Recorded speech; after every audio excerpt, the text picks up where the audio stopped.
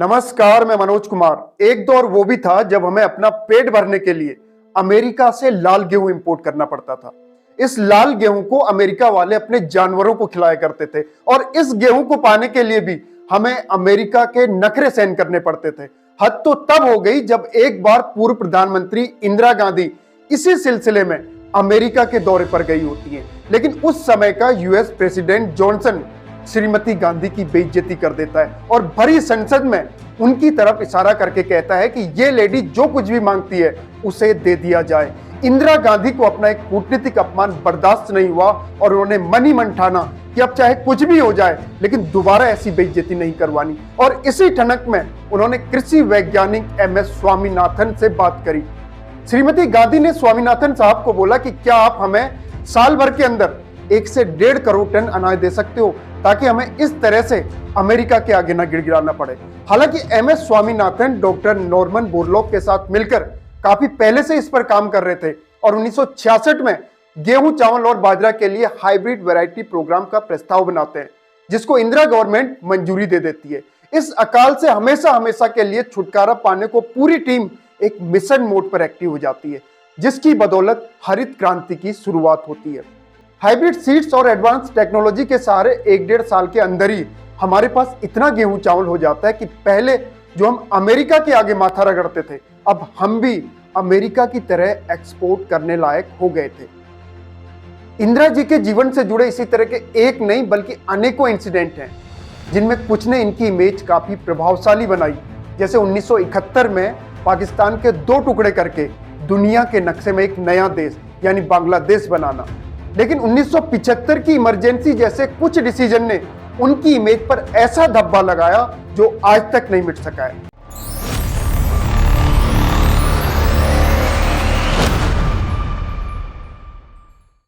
इलाहाबाद में गंगा किनारे आनंद भवन में 19 नवंबर 1917 को इंदिरा जी का जन्म होता है। इनके दादाजी पंडित मोतीलाल नेहरू उस समय देश के सबसे फेमस वकीलों में से एक हुआ करते थे और पिता पंडित जवाहरलाल नेहरू बैरिस्टर होने के साथ साथ आजादी की लड़ाई में एक अहम रोल प्ले कर रहे थे। मतलब गुलामी वाले भारत में भी इंदिरा जी राजसी ठाट-बाट के बीच पैदा हुई, लेकिन नेहरू परिवार आजादी की लड़ाई में काफी एक्टिव था, तो इस वजह से कभी इनके पिताजी जेल जाते तो कभी इनकी मां। पिता पंडित नेहरू जेल से इंदिरा को लेटर लिखा करते थे, जिसकी वजह से कम उम्र में ही इंदिरा की अंडरस्टैंडिंग काफी बेहतर बन जाती है और बचपन से ही इनमें लीडरशिप वाली क्वालिटी डेवलप होने लगती है। इंदिरा रामायण भी पढ़ती थी और रामायण में वानर सेना का रोल इन्हें इतना भाया कि इन्होंने इसे अंग्रेजों के खिलाफ एक हथियार के तौर पर यूज किया। 1930 की बात है, उस समय देश में नमक सत्याग्रह चल रहा होता है। देश में चारों तरफ आजादी की लड़ाई छिड़ी हुई थी, लेकिन उस समय आज की तरह कम्युनिकेशन के साधन नहीं हुआ करते थे। एक जगह से दूसरी जगह मैसेज पहुंचाना बड़ा मुश्किल काम था। रेलवे स्टेशनों में, सड़कों में, गली मोहल्लों में, हर जगह चप्पे चप्पे पर अंग्रेजों की खूंखार नजर थी। अंग्रेज इतने निर्दयी हो चुके थे कि वो निहत्थे भारतीयों पर तो पागलों की तरह टूट पड़ते थे। लेकिन इसी बीच छोटे छोटे बच्चे खेल के बहाने इधर से उधर बड़ी चालाकी से घूम घूम कर एक टोली के मैसेज दूसरी टोली तक पहुंचाने में कामयाब रहते हैं। कई बार पुलिस बच्चों को डांटती फटकारती थी, लेकिन बच्चे जैसे तैसे अपने टारगेट तक पहुंच ही जाते थे, जिसकी वजह से भारतीय क्रांतिकारियों का आपस में कम्युनिकेशन बना रहता था। ये सारे छोटे बच्चे वानर सेना का हिस्सा होते हैं और ये वानर सेना इंदिरा जी ने बनाई होती है और इस समय इनकी उम्र केवल 12 या 13 साल की होती है। इसकी खबर जब नेहरू जी को लगती है तो नेहरू जी इमोशनल होकर इंदिरा से कहते हैं कि तू मेरी बेटी नहीं बल्कि बेटा है। इंदिरा जी 16-17 साल की रही होंगी जब उनके पिता पंडित नेहरू अपनी पत्नी कमला नेहरू के साथ एक दिन शांति निकेतन जाते हैं। यह स्कूल गुरुदेव रविंद्रनाथ ठाकुर की देखरेख में चल रहा होता है, जो कि बिल्कुल भारतीय वातावरण में शुरू किया गया था। नेहरू जी इस स्कूल से काफी प्रभावित होते हैं और डिसाइड करते हैं कि अपनी बेटी इंदिरा यानी प्रियदर्शनी को सही शिक्षा और संस्कार देने के लिए इससे अच्छा ऑप्शन कुछ नहीं हो सकता है। हालांकि इससे पहले इंदिरा जी पुणे के प्यूपिल स्कूल में पढ़ती थी, तो इसको लेकर घर में काफी डिस्कशन होता है कि भाई ये तो बचपन से बहुत लाड़ प्यार में पली बड़ी है, लेकिन शांति निकेतन वाली लाइफ काफी टफ है, गुरुकुलों जैसा जीवन है। लेकिन फाइनली ये शांति निकेतन में पढ़ने चली जाती है। जहां न कोई नौकर चाकर, ना ही उनके घर आनंद भवन की तरह यहां पर कोई फैसिलिटी थी और ना ही कोई खबर लेने वाला। बिल्कुल सख्त डिसिप्लिन था। लेकिन इसी स्कूल ने उन्हें असली भारत का दर्शन कराया। धीरे धीरे आजादी की लड़ाई रफ्तार पकड़ रही थी और बीच बीच में इंदिरा के मां बाप भी जेल जाते रहते थे, क्योंकि इंडियन नेशनल कांग्रेस के साथ वो आजादी की लड़ाई में काफी एक्टिव थे। इंदिरा की मां कमला नेहरू अपनी बीमारी के बावजूद कई बार जेल जाती हैं। यहां तक कि नमक सत्याग्रह के दौरान जब कमला नेहरू को लखनऊ की जेल ले जाया गया था तो काफी ज्यादा बुखार से पीड़ित थी, लेकिन वो अपने चेहरे पर मुस्कान कम नहीं पड़ने देती थी। और ये सब इंदिरा को काफी कुछ सिखाता है, क्योंकि इंदिरा के परिवार में उस समय सुख के सभी साधन होने के बावजूद कभी पिता पंडित नेहरू जेल जाते तो कभी मां जेल जाती। मतलब ये सारे इंसिडेंट प्रियदर्शनी के बाल मन पर गहरा असर डालते हैं। और इस तरह जो इंदिरा तैयार हो रही थी वो अपने इन हालातों से काफी कुछ सीखती जाती है। इंदिरा को सबसे बड़ा झटका तब लगता है जब 1936 में बीमारी की वजह से उनकी मां कमला नेहरू की डेथ हो जाती है, क्योंकि इंडिपेंडेंस वॉर में हमेशा एक्टिव रहने की वजह से इंदिरा को मां से ज्यादा लाड नहीं मिल पाया था, और अब वो भी नहीं रही। इस समय इनकी उम्र मुश्किल से 18 या 19 साल की रही होगी। समय बीतता गया और इंदिरा ने धीरे धीरे खुद को स्ट्रॉन्ग किया और अब वो आजादी की लड़ाई में एक्टिव हो जाती है। कांग्रेस में काम करते करते उनकी लाइफ में एक नया टर्निंग पॉइंट तब आता है जब उन्होंने खुद के लिए एक बड़ा डिसीजन ले लिया, और ये डिसीजन था अपने दोस्त फिरोज से शादी करने का। लंबे टाइम तक नेहरू परिवार के लोग इस बात पर एग्री नहीं होते, खासकर पंडित नेहरू तो फिरोज को बिल्कुल भी पसंद नहीं करते थे। फिरोज पारसी कम्युनिटी से बिलोंग करते थे और नेहरू जी कश्मीरी पंडित थे, तो ऐसे में नेहरू जी इस रिश्ते से बिल्कुल भी खुश नहीं थे और लंबे टाइम तक इस मामले को लेकर उनकी अनबन होती रही। लेकिन बाद में महात्मा गांधी के इंटरफेरेंस के बाद यह मामला सुलझ जाता है, क्योंकि गांधी जी दोनों को अपना सरनेम दे देते हैं, यानी इंदिरा और फिरोज अब बन जाते हैं इंदिरा गांधी और फिरोज गांधी। फिरोज गांधी भी आजादी की लड़ाई में काफी एक्टिव थे, यही वजह रही कि वो कई बार जेल भी गए। 1942 तक आते आते इंदिरा गांधी अच्छी लीडर बन जाती है। हालांकि इस बीच जेल आने जाने का सिलसिला चलता रहता है। बाद में वो और उनके पति दोनों भी एक साथ कई बार जेल जाते हैं और इस समय वो इतने कष्ट झेलते हैं कि बहुत बार उन्हें परमिशन मांगने के बावजूद जेल के अंदर आपस में मिलने तक नहीं दिया जाता था। 1943 में इंदिरा जी के बेटे राजीव का जन्म होता है। अब आजादी की लड़ाई के साथ साथ उन्हें परिवार को भी टाइम देना होता था। लंबे संघर्षों के बाद 1947 में देश आजाद होता है और पंडित नेहरू देश के पहले प्राइम मिनिस्टर बनते हैं और इंदिरा गांधी उनको हर काम में कोऑपरेट करती हैं, और तो और कई बार वो अपने पिता को कुछ डिसीजन लेने में हेल्प भी करती हैं। आजादी के बाद का एक टाइम बहुत चुनौती भरा था, क्योंकि देश का बंटवारा भी हो गया था इंडिया और पाकिस्तान में, और नए आजाद देश में गरीबी, भूखमरी, इंफ्रास्ट्रक्चर का अभाव, ये सारे चैलेंजेस होते हैं। लेकिन धीरे धीरे सब कुछ बदल रहा होता है। पर इसी बीच एक दिन इंदिरा की जिंदगी में बहुत बड़ा भूचाल आता है जब उनके पति फिरोज गांधी की डेथ हो जाती है। इसके बाद इंदिरा काफी टूट जाती हैं और लंबे वक्त तक इसका असर उन पर रहता है। बाद में वो खुद को स्ट्रॉन्ग करने की कोशिश करती हैं। एक आर्टिकल के अकॉर्डिंग अपने पति फिरोज के निधन के कुछ ही टाइम पहले इंदिरा कश्मीर गई होती हैं और अपने पति के साथ फ्यूचर की प्लानिंग कर रही होती हैं, और एक ऐसे टाइम में जब बच्चों को मां से ज्यादा बाप की जरूरत होती है। ऐसे में फिरोज की डेथ हो जाती है और इंदिरा को अकेले ही ये सारी जिम्मेदारी संभालनी पड़ती है। पारिवारिक जिम्मेदारियों को निभाने के साथ साथ इंदिरा गांधी पॉलिटिक्स में भी अपनी एक अलग पहचान बनाने लगती हैं। घरेलू पॉलिटिक्स ही नहीं बल्कि इंटरनेशनल लेवल पर भी इंदिरा का नाम पहली बार 1958 में आने लगता है, जब नॉन अलाइन मूवमेंट यानी गुटनिरपेक्ष देशों की नींव पड़ती है। गुटनिरपेक्ष का मतलब यह होता है कि कोल्ड वॉर पीरियड में जब दुनिया दो अलग अलग धड़ों में बंट गई थी, तो ऐसे में कुछ देश अमेरिका वाले धड़े की तरफ थे, तो वहीं कुछ देशों का झुकाव रशिया या उस समय सोवियत संघ वाले गुट की तरफ था। ऐसे में एक तीसरा फ्रंट तैयार होता है जो इन दोनों में से किसी भी गुट की तरफ ना होकर न्यूट्रल और इंडिपेंडेंस स्टेट्स का होता है, और गुट निरपेक्ष देश इसी फ्रंट का हिस्सा होते हैं। 1958 में नेहरू, नासिर, टीटो, इन तीनों इंटरनेशनल लीडर्स ने इस पर काम करना शुरू किया। नेहरू जी के साथ नासिर मिस्र के प्रेसिडेंट थे, तो वहीं टीटो यूगोस्लाविया के प्रेसिडेंट थे। इसमें इंदिरा जी ने अपना इंपोर्टेंट रोल प्ले किया, क्योंकि 1955 से ही वो कांग्रेस वर्किंग कमेटी की मेंबर चुनी गई थी। तो इसके बाद जब इंडोनेशिया में बांडुंग सम्मेलन हुआ तो वहां पर दुनिया भर के नेताओं से वो मिलती हैं, खासकर अफ्रीकी लीडर्स से। तो यहीं से इंटरनेशनल पॉलिटिक्स में उनकी एक एक्टिव एंट्री होती है। इसी बीच 1957 में चीनी प्राइम मिनिस्टर चाउ एन लाई भारत आए थे और मुद्दा था इंडो चाइना रिलेशनशिप पर काम करना, क्योंकि चीन में इस समय प्रेसिडेंट थे माओ जेडंग, जो भारत की बढ़ती पावर और उसके प्रभाव से काफी टेंशन में थे।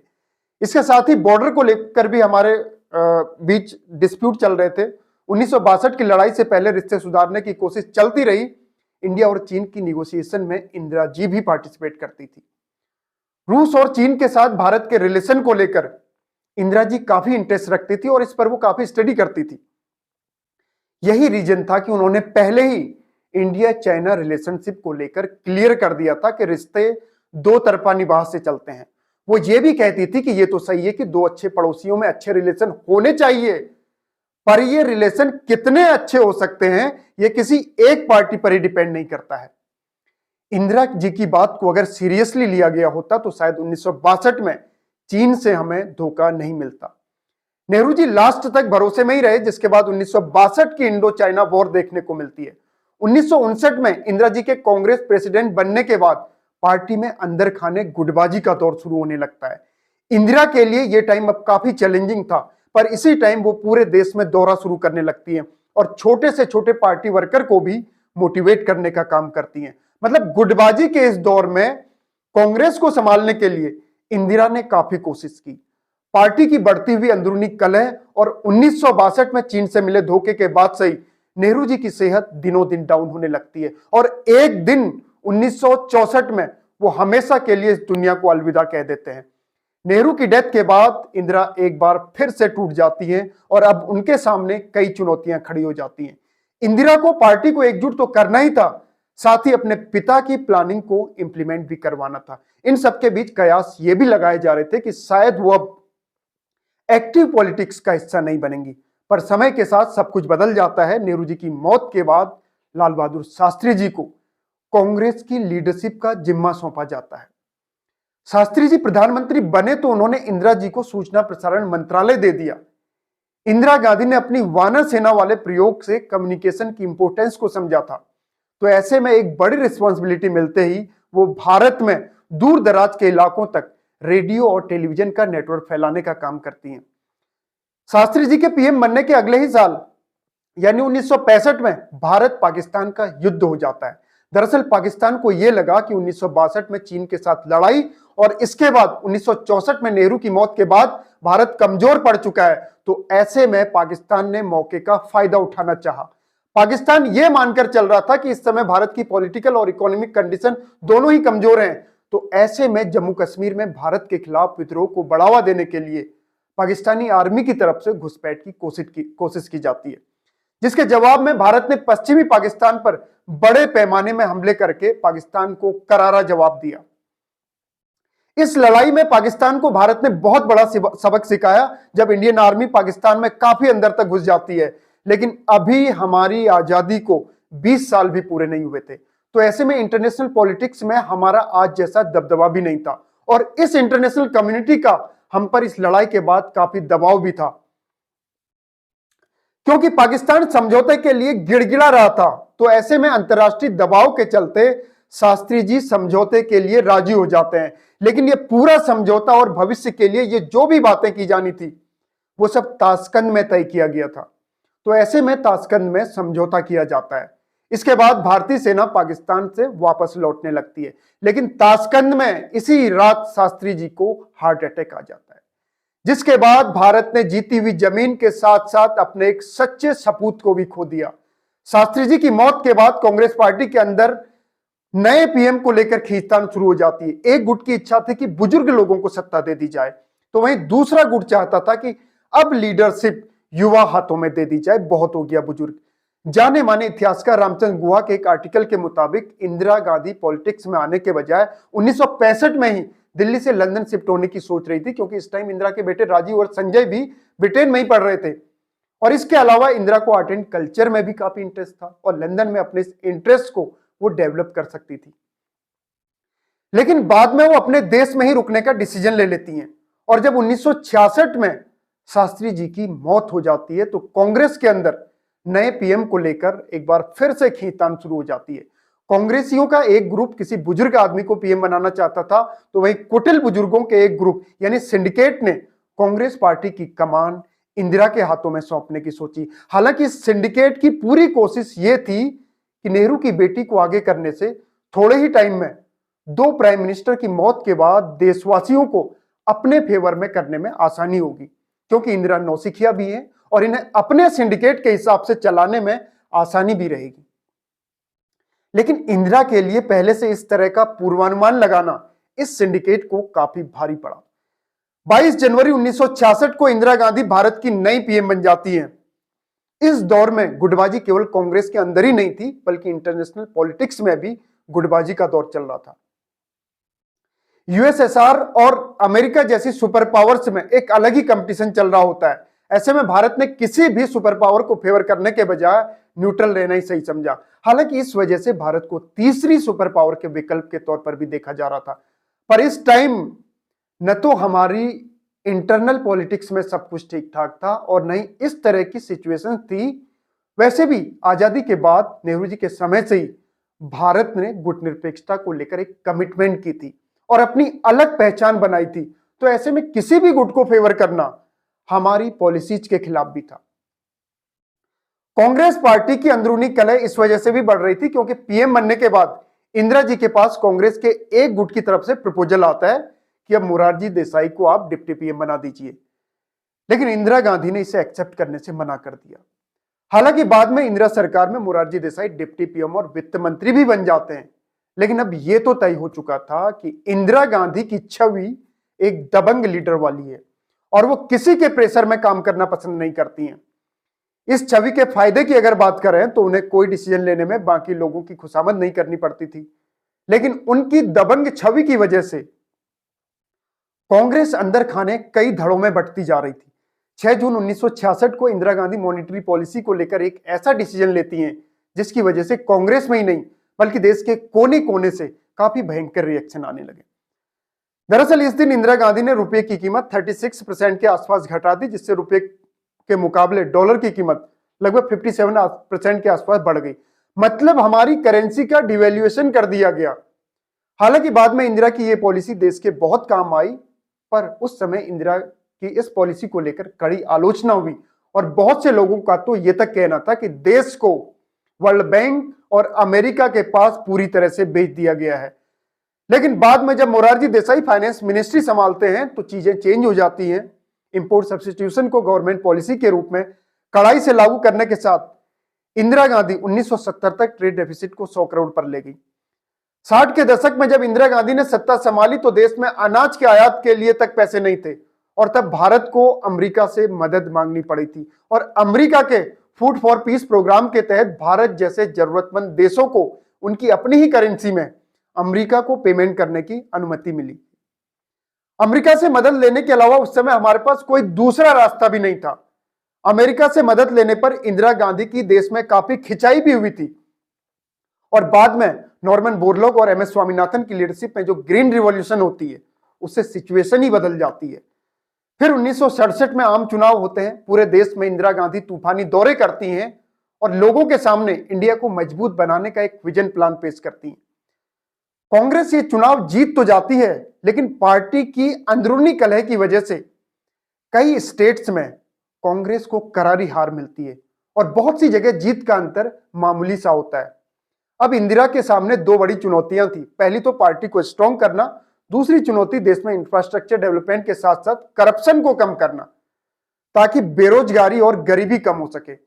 हमारे यहां धीरे धीरे ही सही, लेकिन सारी चीजें पहले से काफी बेहतर हो रही थी। लेकिन हमारे पड़ोस में यानी पाकिस्तान में इस टाइम माहौल काफी खराब हो गया था।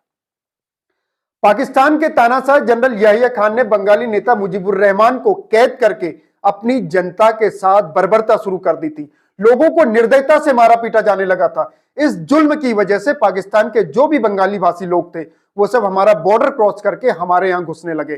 फटे हाल, भूखे और गरीब लोगों की बड़ी भीड़ रोज ही हमारे बॉर्डर की तरफ आ रही थी। भारत पहले से ही अपने लोगों की गरीबी और बेबसी से जूझ रहा था और ऐसे में यह भी एक बड़ी और मानवीय जिम्मेदारी थी। अब भारत एक अजीब सी दुविधा में था कि इतने सारे लोगों को भगाया भी नहीं जा सकता था और बसाया भी नहीं जा सकता था।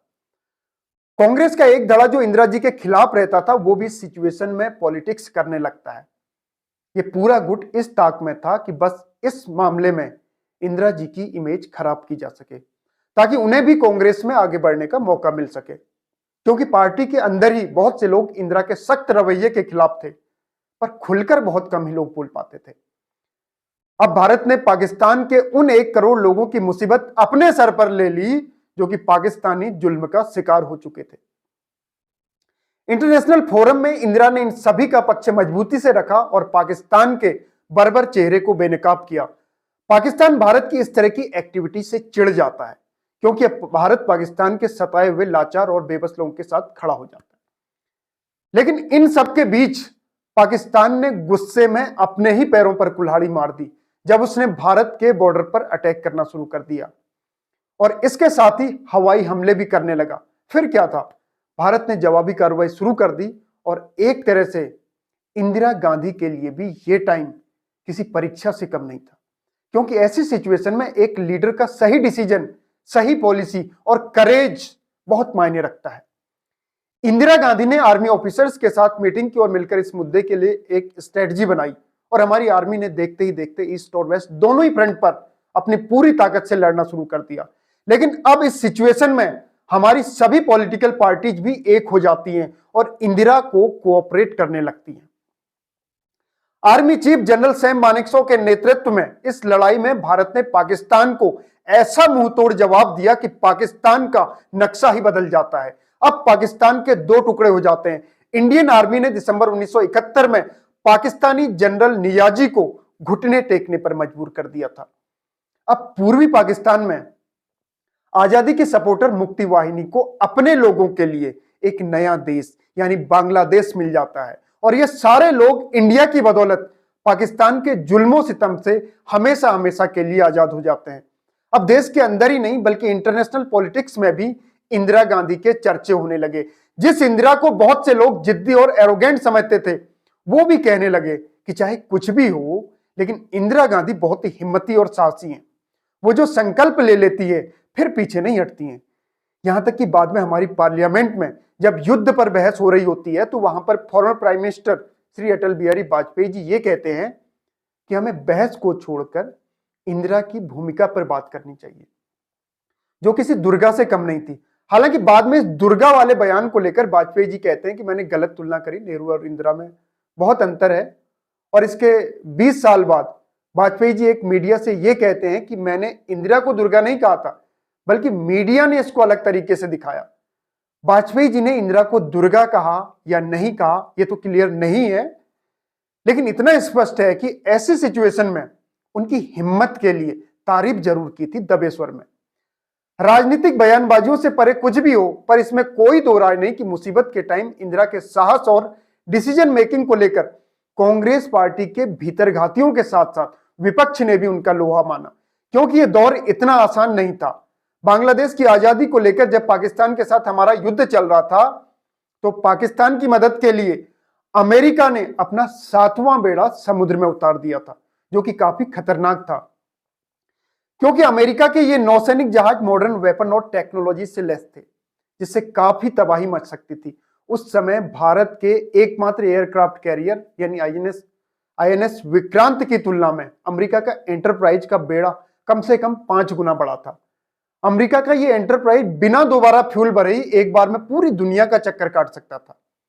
इस टाइम क्योंकि हमारा इंटरनेशनल कम्युनिटी में तालमेल बन चुका था और ऐसे में हमारे फेवर में भी सोवियत संघ ने अपने नौसैनिक जहाज इंडियन ओशियन में उतार दिए। अमेरिकी बेड़े के पहुंचने से पहले ही सोवियत संघ ने मलक्का की खाड़ी के रास्ते अपने डिस्ट्रॉयर माइंड स्वीपर को समुद्र में उतार दिया और लगातार अमेरिकी बेड़े को खदेड़ता रहा। इसके बाद अमेरिका की अकल ठिकाने आ जाती है और वो पीछे हट जाता है। हालांकि रूस के president Khrushchev Indo China war वाले टाइम में 1962 में हमारी उम्मीदों पर खरे नहीं उतरे थे, क्योंकि उस समय हमने यूएसएसआर से मिग युद्धक विमानों की सप्लाई का कॉन्ट्रैक्ट किया था। लेकिन जब चीन के साथ हमारी लड़ाई शुरू हो गई थी तो रूस ने वो विमान भेजने में देर कर दी थी। लेकिन इस बीच रूस चीन को पेट्रोल की सप्लाई नहीं रोक रहा था, वो बराबर कर रहा था। बाद में जब क्रुश्चेव से यह पूछा गया कि आप ऐसा कैसे कर सकते थे, तो उनका जवाब था कि भारत हमारा दोस्त है लेकिन चीन हमारा भाई है। पर इस घटना के केवल 10 साल बाद ही अमेरिका के खिलाफ मुश्किल वक्त में हमारा साथ देने की वजह से ही हम रशिया को आज भी अपना खास दोस्त मानते हैं। कुल मिलाकर मुश्किल वक्त में एक देश की प्राइम मिनिस्टर होने के नाते इंदिरा अपने डिसीजन को लेकर कभी पीछे नहीं हटी और न ही हिम्मत हारी, बल्कि तमाम मुश्किलों के बावजूद बांग्लादेश को आजादी दिलवाकर ही छोड़ी। 1971 के लोकसभा चुनाव में इंदिरा गांधी की लीडरशिप में कांग्रेस ने बहुत अच्छा प्रदर्शन किया। खुद इंदिरा गांधी भी बहुत बड़े मार्जिन से इलेक्शन जीत जाती हैं। 1974 तक आते आते सिस्टम में करप्शन भी बढ़ जाता है। जाने माने गांधीवादी जयप्रकाश नारायण ने गवर्नमेंट में करप्शन के खिलाफ पूरे देश में एक आंदोलन छेड़ दिया। इलाहाबाद हाईकोर्ट ने भी प्राइम मिनिस्टर इंदिरा गांधी को चुनावी गड़बड़ी का दोषी माना। दरअसल इंदिरा गांधी ने रायबरेली से लोकसभा इलेक्शन जीता था और उनके सामने संयुक्त सोशलिस्ट पार्टी के उम्मीदवार राजनारायण भी चुनाव लड़ रहे थे।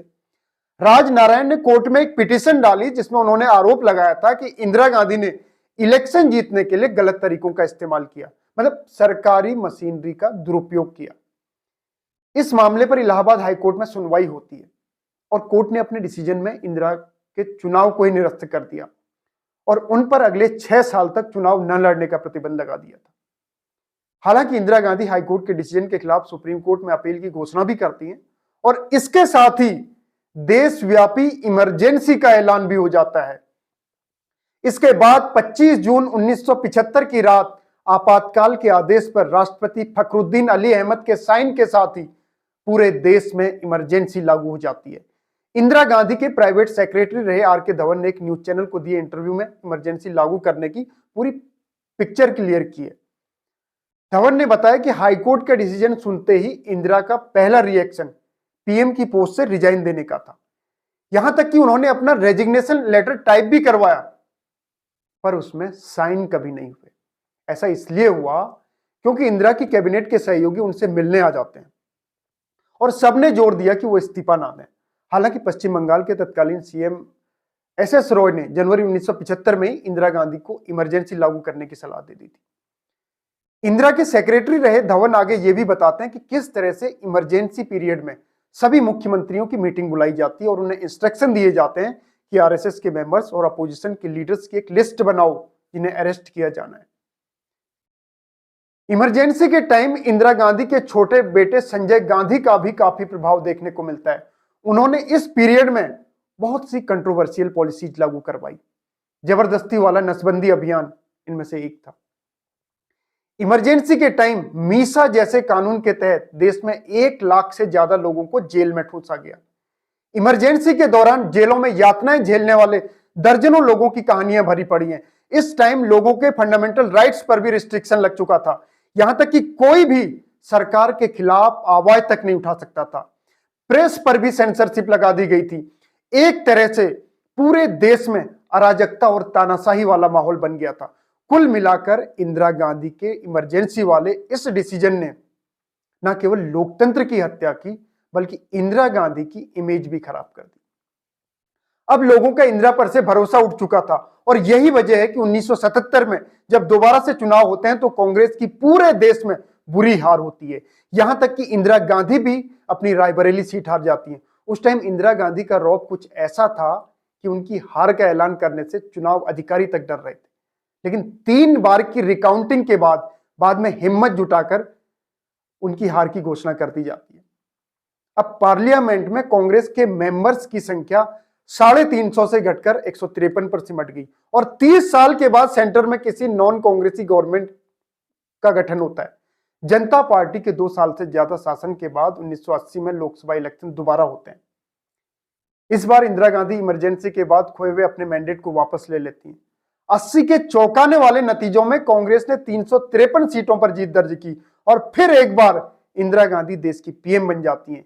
लेकिन इंदिरा का यह कार्यकाल इतना चुनौतीपूर्ण था कि कार्यकाल पूरा होने से पहले ही 1984 में उन्हें अपनी जान तक गंवानी पड़ी। पंजाब में आनंदपुर साहिब प्रस्ताव को लेकर लोगों का हुजूम उमड़ रहा था।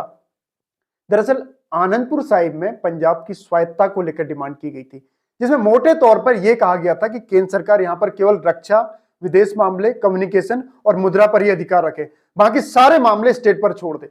इसके साथ ही चंडीगढ़ को राजधानी बनाने समेत इसमें कई तरह की बातें थी। पंजाब में हुई अपनी करारी हार के बाद इंदिरा गांधी ने ज्ञानी जैल सिंह के साथ मिलकर जर्नैल सिंह भिंडरावाले को मजबूत करने की दिशा में काम किया था। वही भिंडरावाला बाद में इंदिरा गांधी की सत्ता को ही ललकारने लगता है। कुलदीप नैयर की एक बुक बियॉन्ड द लाइन के मुताबिक इंदिरा गांधी ने पंजाब में सत्ता के लालच में आतंकवाद का जो पेड़ लगाया था, बाद में उन्हीं के अंत का कारण बना। इस किताब के मुताबिक संजय गांधी और पूर्व राष्ट्रपति ज्ञानी जैल सिंह ने भिंडरावाले को आगे बढ़ाया और अपने काम को अंजाम देने के लिए भिंडरावाले को इंदिरा की तरफ से पैसा भी दिया जाता था।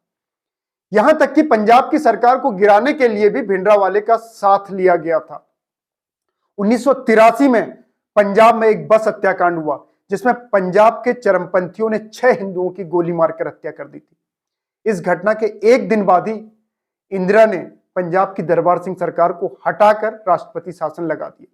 हालांकि सरकार के खिलाफ पंजाब के गुस्से को कम करने के लिए इंदिरा गांधी ने ज्ञानी जैल सिंह को राष्ट्रपति भी बना दिया था, लेकिन ऑपरेशन ब्लू स्टार की वजह से इंदिरा सिखों के निशाने पर आ जाती है। दरअसल पंजाब में प्रेसिडेंट रूल लगने के बाद भिंडरावाला ने स्वर्ण मंदिर के अकाल तख्त पर कब्जा कर लिया।